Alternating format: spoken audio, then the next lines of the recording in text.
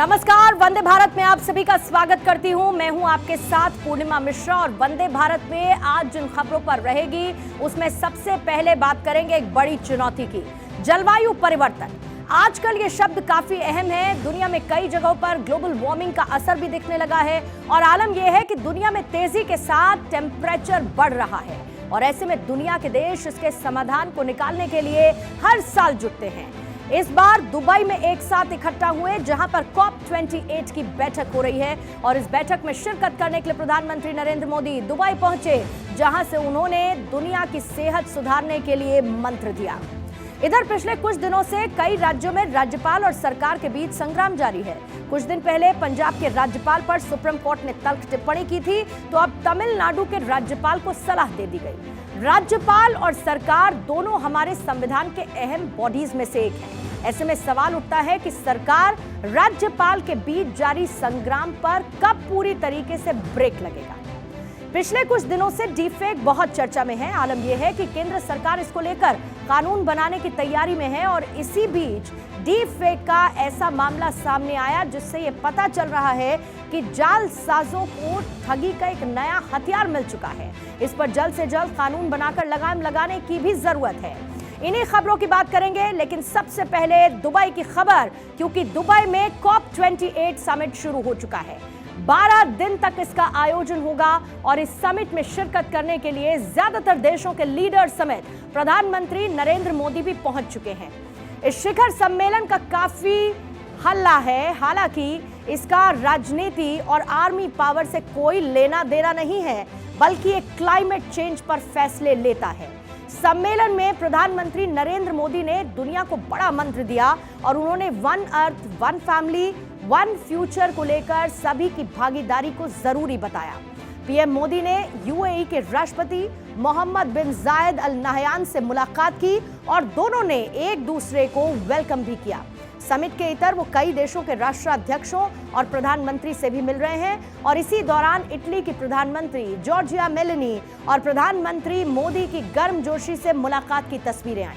PM Modi जब Dubai पहुंचे और भारतीय समुदाय के बीच पहुंचे तो वहां पर इंडियन कम्युनिटी में खासा उत्साह भी नजर आया है। क्लाइमेट चेंज को लेकर, कॉप सम्मेलन को लेकर काफी महत्वपूर्ण इस मंच को माना जा रहा है और दुबई में शिरकत करने के लिए प्रधानमंत्री मोदी जब पहुंचे तो मेजबानी का प्रस्ताव भी उनकी तरफ से रखा गया। COP33 के आयोजन की बात उनकी तरफ से कही गई। अपने 9.5 साल के कार्यकाल में पीएम मोदी तीसरी बार कॉप समिट का हिस्सा बने हैं। कॉप सम्मेलन में तीसरी बार शिरकत करने के लिए प्रधानमंत्री मोदी पहुंचे। साल 2015 में पेरिस में हुई COP21 में प्रधानमंत्री शामिल हुए थे। 2021 में ग्लासगो, जहां COP26 सम्मेलन में प्रधानमंत्री ने हिस्सा लिया। ग्लासगो में पंचामृत और लाइफ की घोषणा प्रधानमंत्री की तरफ से की गई थी, जिसका असर P20 में इस बार भारत में देखने को मिला। COP28 में किस देश को कितना मुआवजा, इस पर फैसला होगा। कौन कौन से देश मुआवजा देंगे, इसका फैसला COP में किया जाएगा। जलवायु सम्मेलन, दुनिया को मोदी मंत्र। जलवायु सम्मेलन में जय भारत, संकल्प अटल, शुद्ध जलवायु का निकलेगा हल, दुनिया की सेहत सुधारने की पहल। प्रधानमंत्री Narendra Modi world climate action summit यानी COP28 में शामिल हुए। दुबई में हो रहे इस सम्मेलन में दुनिया के दिग्गज मौजूद हैं। दुबई में चल रहे इस सम्मेलन में शिरकत करने के लिए पीएम मोदी गल्फ कंट्री पहुंचे तो वहां पर जोरदार स्वागत किया गया। इस दौरान भारतीय समुदाय में खासा उत्साह नजर आया। पीएम मोदी से मिलने के दौरान भारतीय लोग भारत माता की जय और वंदे मातरम के नारे लगाते रहे। वंदे मातरम, वंदे मातरम।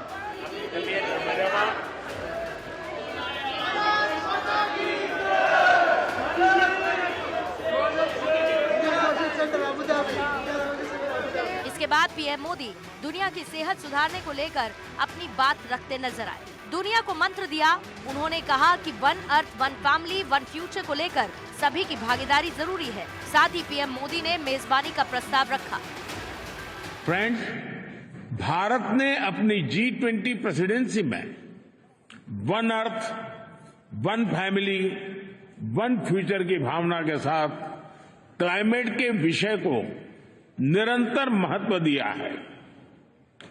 सस्टेनेबल फ्यूचर के लिए हमने मिलकर ग्रीन डेवलपमेंट पैक्ट पर सहमति बनाई। हमने लाइफस्टाइल फॉर सस्टेनेबल डेवलपमेंट के सिद्धांत तय किए। आज मैं इस मंच से 2028 में COP 2028 में COP 33 समिट को भारत में होस्ट करने का प्रस्ताव भी रखता हूं। इस दौरान पीएम मोदी ने दुनिया के अमीर देशों को निशाने पर लिया। उन्होंने कहा कि सदियों पहले कुछ चंद देशों के किए की कीमत पूरी दुनिया को चुकानी पड़ रही है।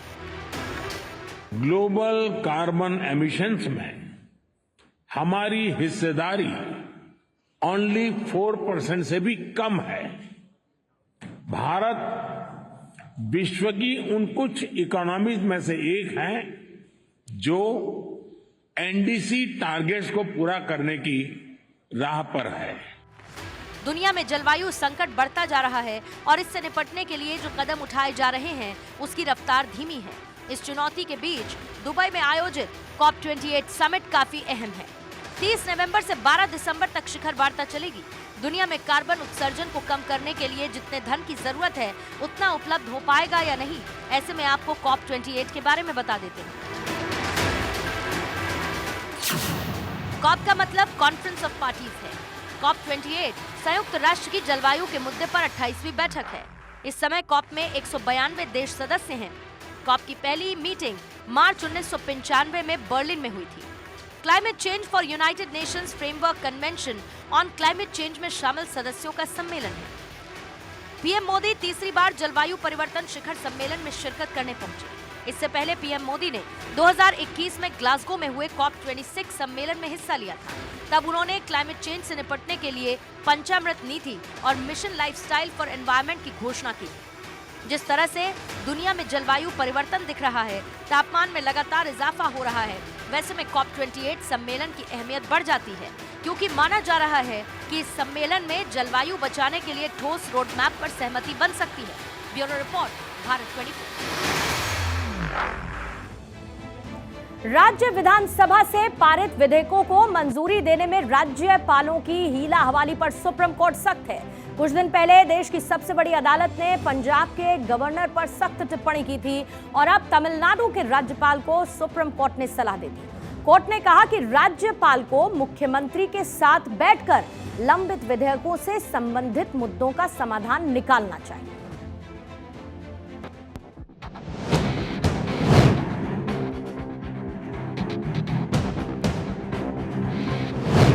राज्यपाल वर्सेस सरकार, तमिलनाडु में तकरार।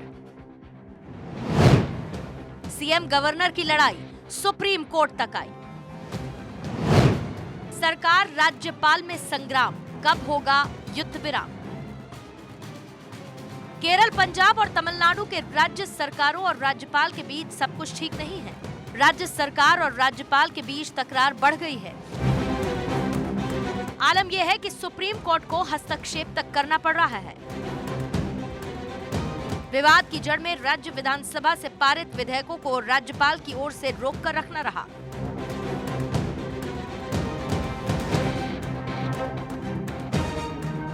तमिलनाडु के साथ भी ऐसा ही मामला, जिस पर एक बार फिर से सुप्रीम कोर्ट में सुनवाई हुई। Chief justice DY Chandrachud, justice JB Pardiwala और जस्टिस मनोज मिश्रा की पीठ ने तमिलनाडु के राज्यपाल आरएन रवि को सलाह दी। राज्यपाल को मुख्यमंत्री के साथ बैठकर लंबित विधेयकों से संबंधित मुद्दों का समाधान करना चाहिए। राज्यपाल के पास 3 विकल्प हैं, या तो विधेयक पर सहमति दें, अनुमति रोकें या बिल को राष्ट्रपति के लिए आरक्षित रखें। एक बार जब राज्यपाल अनुमति रोक देते हैं तो इसे राष्ट्रपति के लिए आरक्षित करने का कोई सवाल ही नहीं। दरअसल तमिलनाडु के गवर्नर पर आरोप है कि पिछले काफी दिनों से बिल रोककर रखा गया और इसी को लेकर स्टालिन सरकार ने देश की सबसे बड़ी अदालत का दरवाजा खटखटाया। क्या है मामला? राजभवन पर बिल दबाकर रखने का आरोप। 12 बिल को दबाकर रखने का आरोप है। राज्य सरकार का कहना है कि राज्यपाल पूरे प्रशासन को ठप कर रहे हैं, जिस वजह से सरकार चलाने में परेशानी हो रही है।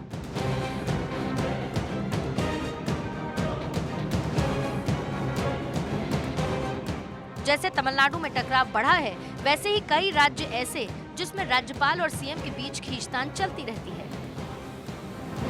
इन राज्यों में है सीएम राज्यपाल में टकराव, पंजाब के राज्यपाल बनवारी लाल पुरोहित पर कई बिल रोकने का आरोप, केरल के राज्यपाल आरिफ मोहम्मद खान ने 2 विधेयकों को मंजूरी नहीं देने की बात कही थी।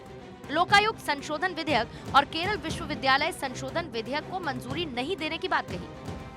छत्तीसगढ़ में आरक्षण बिल पर सीएम भूपेश बघेल और राज्यपाल अनुसुईया उइके के बीच खींचतान, महाराष्ट्र के पूर्व उपराज्यपाल भगत सिंह कोश्यारी और राज्य सरकार के बीच विवाद, दिल्ली के सीएम अरविंद केजरीवाल और एलजीबी के सक्सेना के बीच खींचतान की खबरें। निश्चित रूप से इस तरह की घटनाएं लोकतंत्र के लिए शुभ नहीं मानी जाती। स्वस्थ लोकतंत्र के लिए विडंबना ही कही जाएगी कि राज्यपाल किसी राज्य सरकार के कार्यों में बाधा डाले और कैबिनेट के फैसलों को अनुमति देने में आनाकानी करे। वो राष्ट्रपति के प्रतिनिधि के रूप में संवैधानिक प्रावधानों के अनुरूप कार्य करने के लिए नियुक्त किए जाते हैं, ताकि राज्य के विकास के कार्य सुचारू रूप से चलाए जा सके। Bureau report, Bharat 24। Deep fake और डीप फेक वीडियोस ने सेलिब्रिटीज की नींद उड़ा कर रख दी है। आए दिन कोई ना कोई मशहूर हस्ती डीप फेक का शिकार होती रहती है। डीप फेक वीडियो के आने के बाद केंद्र सरकार लगातार एक्शन में नजर आई, कानून बनाने की तैयारी में है। और इसी बीच डीप फेक के जरिए देश में पहली बार ठगी का मामला भी सामने आया है। एआई टेक्नोलॉजी के जरिए जालसाजों ने आईपीएस बनकर एक बुजुर्ग को ठग लिया। ये पूरी रिपोर्ट आपको।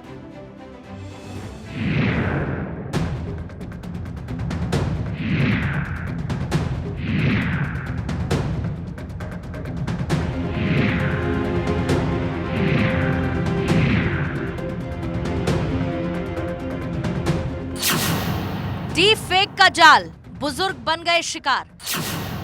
आईपीएस का डीप फेक वीडियो बनाकर धमकाया। डीप फेक क्राइम टूल, ठगी का नया हथियार।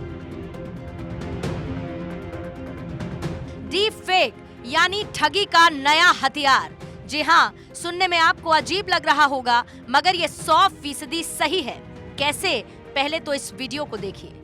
एक मिनट, चेहरा तो तुम्हें दिखाएंगे, अभी तुम्हारा चेहरा लाइव रिकॉर्ड हो रहा है यहाँ पर सर। आप कितना भी रिकॉर्ड कर लो, आपको मैं उधर ही आकर बात करता हूँ। सर आप पैसे मांग रहे हो, आप पैसे मांग रहे हो, आप पैसे मांग रहे हो ना इनसे। मैंने कोई पैसा मांगा है? नहीं कोई बात नहीं सर, आप किस लिए, किस लहजे में उठवा रहे हैं आप इन्हें?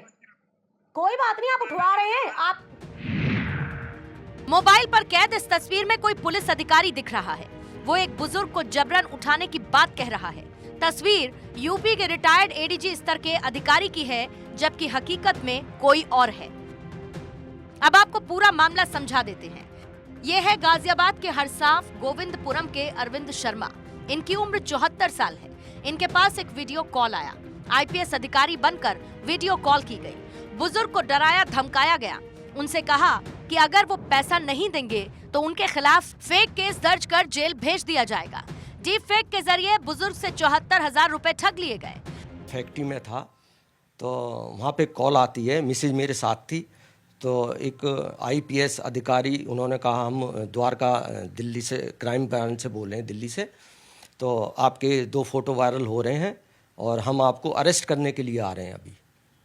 तो मिसेज भी साथ ही, वर्कर भी साथ है, तो मैं थोड़ा घबरा गया।